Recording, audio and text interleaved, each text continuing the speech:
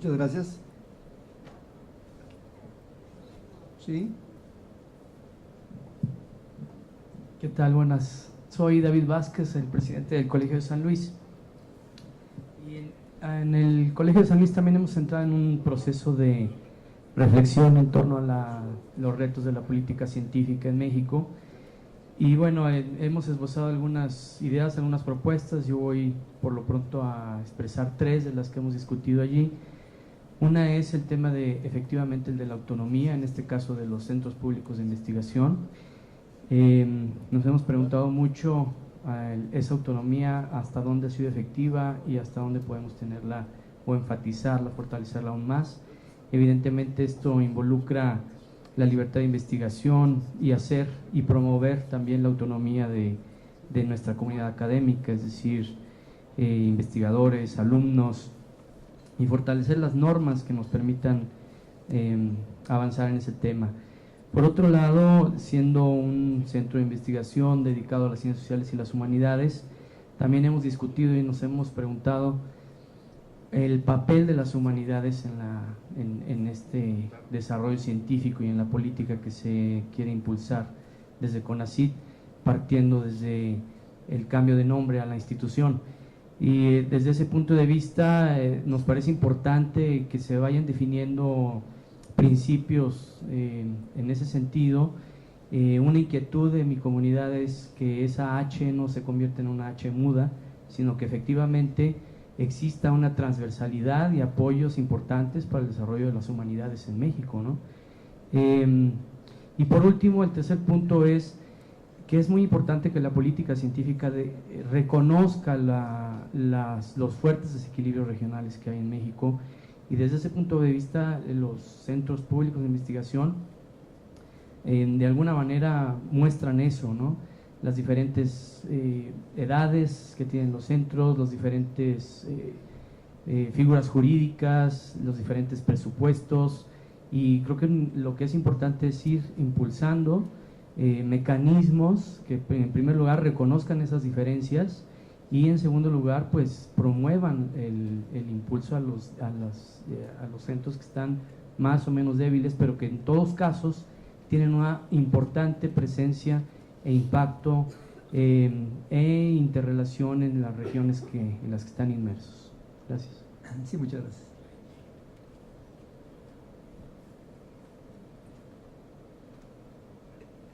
Sí, ¿quién sigue? Está aquí la doctora Amparo. Bueno, Martínez. Soy Ricardo Tena del Instituto Politécnico Nacional, de la Escuela de Arquitectura, ¿ya? Y de la Escuela de Arquitectura y de la Red de Investigación sobre Sistemas Complejos. Bueno, nosotros también hemos estado analizando y discutiendo la problemática y quisiera ser muy puntual. O sea, creo que hay coincidencia, hay muchas aspiraciones, hay muchos sueños, pero de alguna manera la parte que se ha planteado por parte de CONACYT de la ciencia básica y ciencia de frontera, yo creo que eso es una obligación y tiene una prioridad, pero lo que son las actividades y los proyectos de investigación por áreas temáticas, yo creo que eso se tiene que definir muy bien de acuerdo con las prioridades del Programa Nacional de Desarrollo. O sea, ahí hay, siendo muy puntuales, los enfoques, o sea, cuáles son las prioridades nacionales. Y hay una que es ineludible, que no se puede quedar y desvanecer: el campo mexicano. El 90% del territorio nacional es rural. La problemática rural fue borrada, incluso sometida a zonas de reserva ecológica durante todo el neoliberalismo. Entonces, si el 90%, y hay toda una política ahí de que ahora presumimos de que México es un país urbano porque la mayor parte de la población está en ciudades, eso es falso. Entonces, creo que un programa de desarrollo científico y tecnológico tiene que dar la prioridad al campo. Ahí está la mayor parte de la población indígena, la mayor parte de los pobres. No se habla nada de vivienda, de la vivienda rural, del patrimonio natural que está ahí, el patrimonio cultural. Entonces creo que hablando de prioridades, no me voy a extender, hay muchas, ¿no? Pero esta es inevitable. Si investigación científica, tecnológica, humanidades, no le da prioridad al campo, estamos perdidos, perdidos. Y si no se enfoca puntualmente, es una pena ver cómo en el plan que han estado circulando nacional se desvanece la cuestión. O sea, es una parte del neoliberalismo, ¿no? O sea, todo se fragmenta. A ver, todas las ciencias están fragmentadas, opuestas, peleándose, ¿no? Y entonces no se focaliza los campesinos. ¿Dónde están? O sea, nosotros pensamos que deberíamos de tener una ciencia que sirva, que sea útil, que sea práctica. Es un problema y yo nada más lo enfoco ahí ahorita, ¿no? Si quieren lo discutimos, pero el otro problema es de organización. ¿Cómo le vamos a hacer? O sea, es también, bueno, echarle la pelota a CONACYT y que nos digan cómo le vamos a hacer. Bueno, yo creo que aquí la propuesta es muy puntual. Necesitamos organizarnos en consejos ad hoc, en comités científicos ad hoc y ver la problemática regional, o sea, los investigadores, y empezamos a apoyar con CONACYT y con todos los demás para ver cómo operan. Cada región tiene problemáticas distintas. Lo que se hablaba de los riesgos y la vulnerabilidad, eso es prioritario. Desastres, incendios, inundaciones, temblores, y todo ese tiene problemáticas distintas que se tienen que priorizar. Y yo con esta idea concluyo y agradezco la oportunidad. Muchas gracias. Enseguida tenemos… Sí, adelante, doctora. Muchas gracias, muy buenos días. Mi nombre es Amparo Martínez, yo soy la directora del Instituto Nacional de Ecología y Cambio Climático. Y yo quiero tocar un aspecto que no hemos tocado ahora mucho, pero que tiene que ver con la política científica y sobre todo con los arreglos institucionales que nos permitan esto de lo que todos sabemos y sentimos que tiene que ser la aplicación de la ciencia en las políticas públicas y en el gobierno. Aquí yo creo que cada vez es más obvio, y esto es algo que todos hemos comentado mucho todos los últimos años, de que la política pública tiene que estar basada en conocimiento. Hay una gran cantidad de temas que ahora no nos permiten las ocurrencias, necesitan tener bases realmente científicas y fundamentadas, incluso fundamentadas filosóficamente. Pero las decisiones no se pueden basar solo en ciencia. Las decisiones, cuando se está en el gobierno, tienen que tomar en cuenta economía, política, sociedad, coyunturas especiales, en fin, no se pueden basar solo en esto. Entonces se tiene que crear una forma distinta de cómo transmitir el conocimiento dentro de estas situaciones de incertidumbre.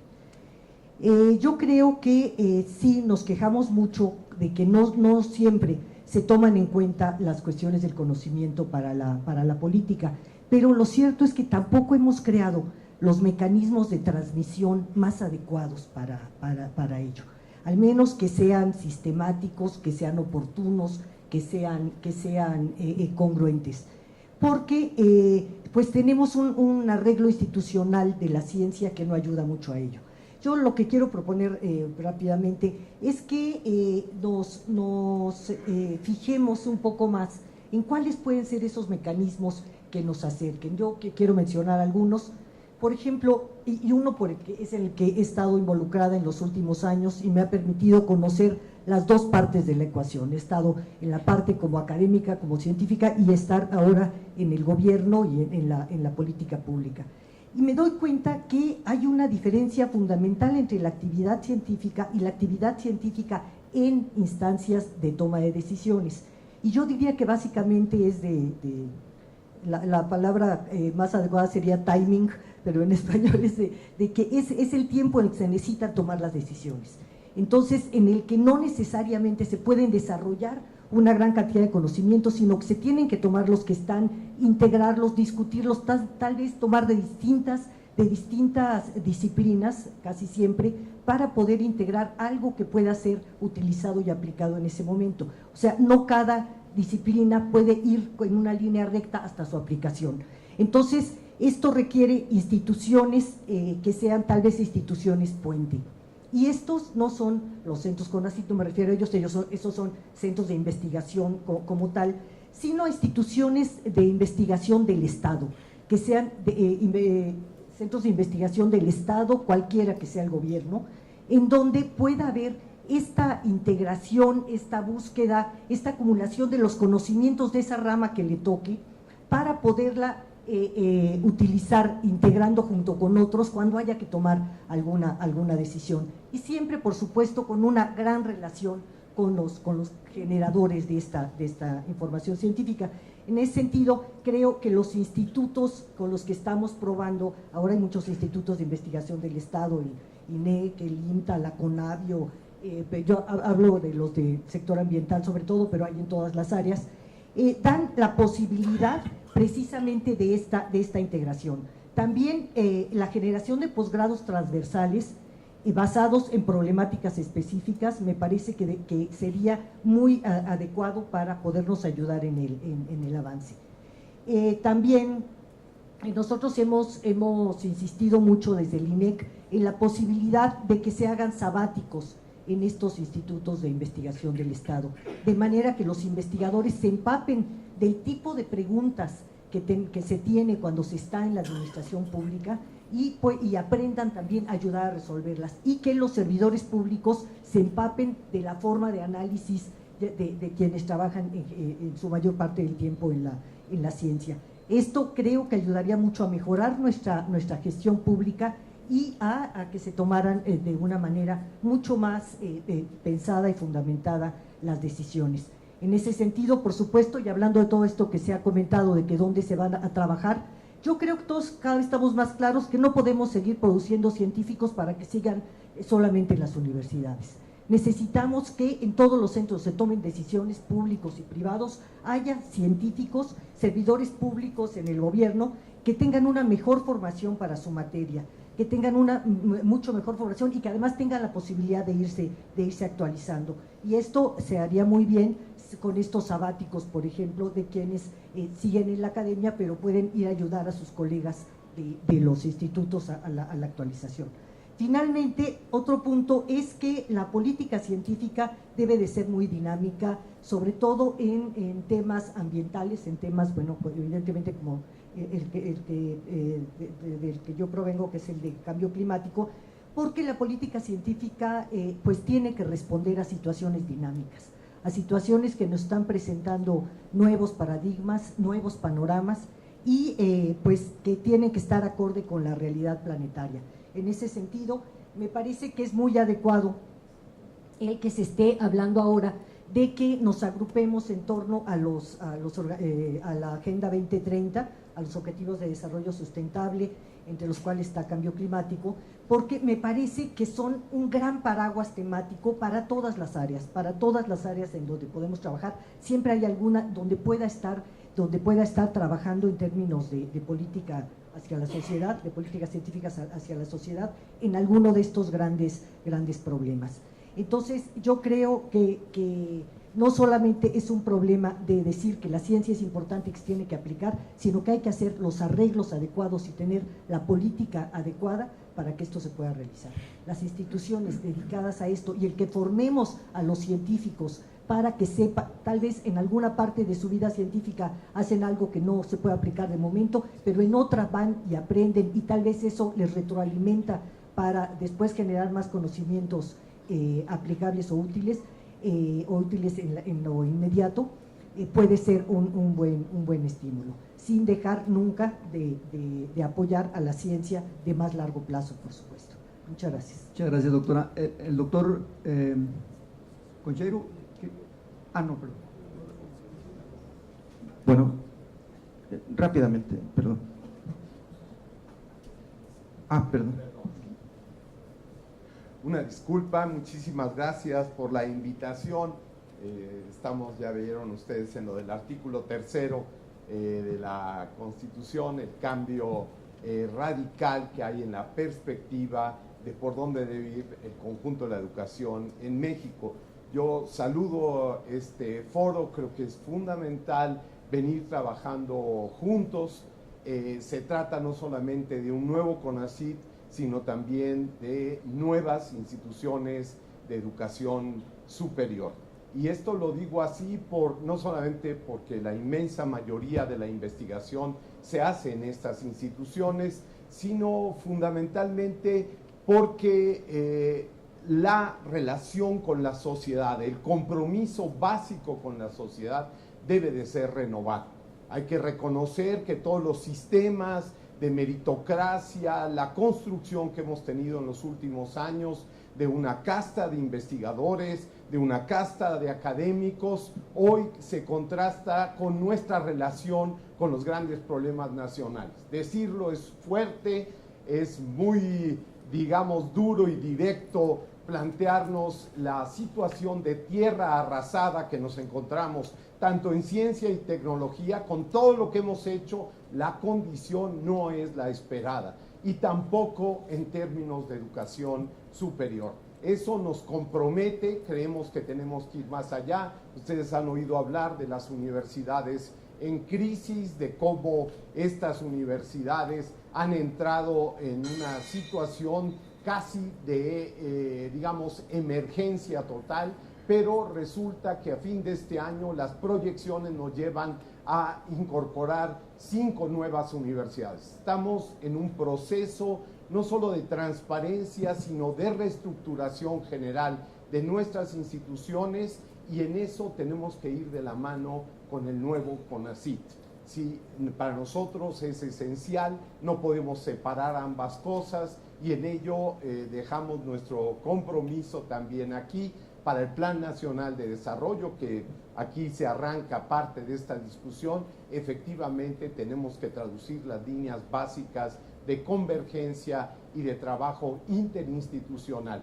Algunas de las cosas que se mencionaron y que me parece son fundamentales es ese compromiso con la sociedad en primer término, pero en segundo, de cómo ese compromiso tiene que tomar formas radicalmente, y no por innovar en abstracto, sino innovadoras para poder enfrentar los grandes retos que hoy enfrentamos. Muchísimas gracias y una disculpa, perdón, habíamos calculado otros tiempos, pero tenemos encima otros debates. Me da mucha pena, yo no hago esto normalmente, pero pido una disculpa y me voy a retirar. Muchas gracias.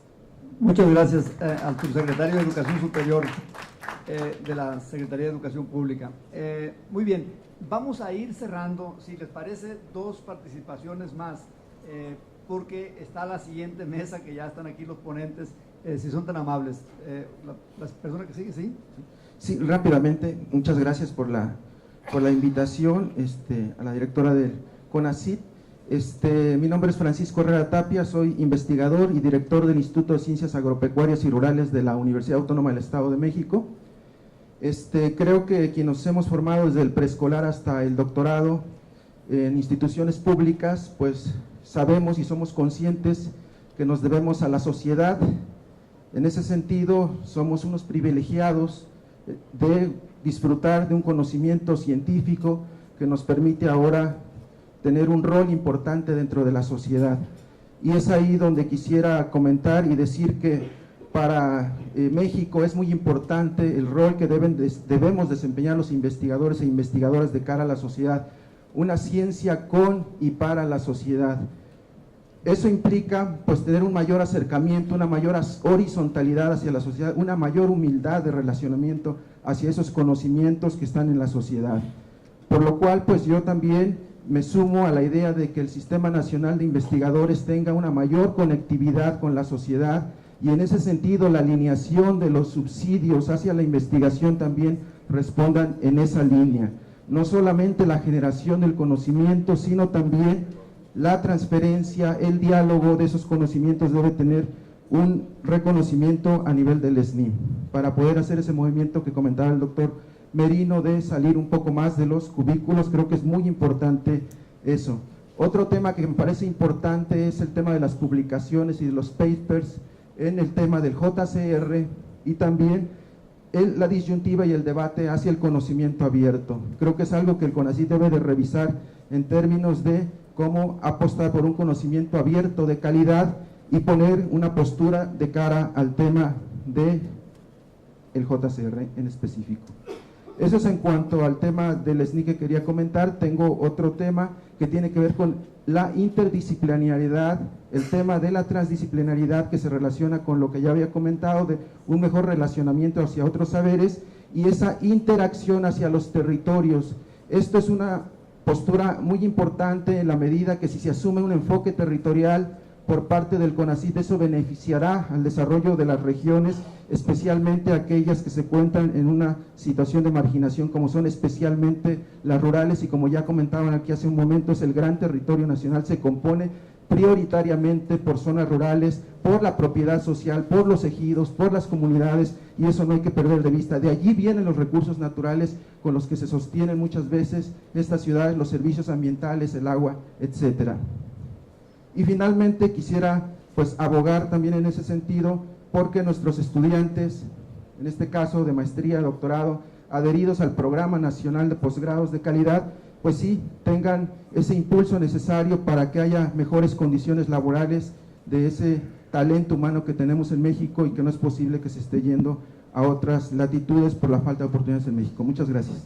Sí, muchas gracias. Vamos a cerrar, si les parece, con el doctor Arturo Robledo de la UAM, que se encuentra afuera. Si es tan amable, Arturo. Muchas gracias. El día de hoy se ha hecho mención a que no se cumple la meta del 1% del PIB para ciencia y tecnología. Y pues yo me pregunto si a lo largo del sexenio de la Cuarta Transformación algún día se va a cumplir esta meta. Mi punto de vista es que sí hay dinero. Yo creo que se argumenta que no hay suficiente presupuesto. Yo creo que sí. Voy a hacer referencia a algo que ocurrió recientemente. Después del terremoto del 2017 se estimaba que se necesitaban 30,000 millones para la reconstrucción. Y el gobierno de Peña Nieto dijo, pues no tenemos tanto, ¿no? Pero en el mismo año se hizo público que solo el Ejecutivo Federal se había gastado 30,000 millones en gastos de comunicación social. Yo digo que si el Estado mexicano sí tiene dinero, pero tiene otras prioridades, ¿no? Yo creo que si ahora el gobierno de López Obrador ha dicho que va a reducir el gasto social a la mitad, el gasto de comunicación social a la mitad. Eso es encomiable, pero yo creo que aún sigue siendo mucho. Yo digo que si de alguna manera se pudiera juntar el gasto de comunicación social del Ejecutivo, del Legislativo, Poder Judicial y todos los gobiernos estatales, yo considero que eso nos daría suficiente dinero para construir el Tren Maya, la refinería, y todavía alcanzaría para el 1% para ciencia y tecnología. Muchas gracias. Muy bien. El doctor Arturo Martínez, Adolfo, perdón. Hola. Soy investigador del CINVESTAB y exdirector general del CINVESTAB y miembro del Colegio Nacional. Una sola pregunta, un solo comentario tal vez para la mesa siguiente. Lo que se está visorando es un CONACYT que va a seguir al servicio de las instituciones, coordinando, estimulando, definiendo los grandes planes de ciencia y tecnología del Estado, o van a ser las instituciones al servicio del CONACYT y supeditadas al CONACYT. Esto está en la mente de muchos de nosotros y espero que se aclare sobre todo en la mesa siguiente. Muchas gracias. Muy bien, muchas gracias. Quiero decirles a todos quienes me habían pedido el uso de la voz que hay un correo, elena.alvarez@conacit.mx, donde vamos a recibir todas sus ponencias y opiniones, preferentemente en estos días, es decir, que no rebase el 19 de marzo, que se cierra las fechas para hacer las propuestas en materia de ciencia, tecnología e innovación para el Plan Nacional de Desarrollo. Entonces,